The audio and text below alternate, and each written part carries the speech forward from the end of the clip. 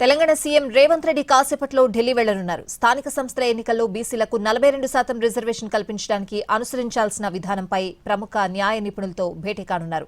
సీఎంతో పాటు ఉప ముఖ్యమంత్రి భట్టి విక్రమార్క, మంత్రి ఉత్తమ్ కుమార్ రెడ్డి వెళ్లనున్నారు.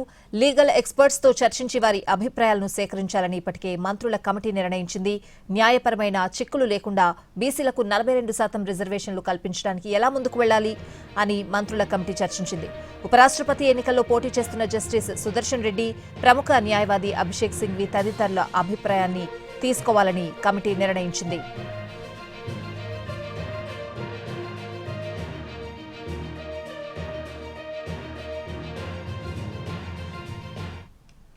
మరోవైపు బిల్లుల ఆమోదంలో రాష్ట్రపతి, గవర్నర్లకు నిర్దిష్ట గడువు ఉండేలా చూడాలని సుప్రీంకోర్టులో ఇప్పటికే కేసు విచారణలో ఉంది. ఆ కేసులో తెలంగాణ తరపున బీసీ రిజర్వేషన్ల బిల్లు ఆమోదం గురించి ప్రస్తావించాలని ప్రభుత్వం నిర్ణయించింది. రాష్ట్రం తరపున వాదనలు వినిపించేందుకు న్యాయవాదులను నియమించాలని యోచిస్తోంది. ఈ విషయంపైన ఇవాళ న్యాయ నిపుణులతో చర్చించనున్నారు.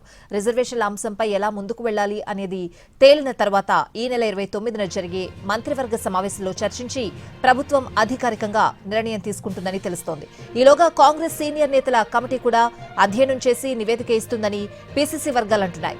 అధికారికంగా రిజర్వేషన్ల అమలుకు గట్టి చర్యలు తీసుకునే ఉద్దేశంతోనే మంత్రుల, కాంగ్రెస్ నేతల కమిటీలు అధ్యయనం చేస్తున్నట్లు పార్టీ పెద్దలు చెబుతున్నారు.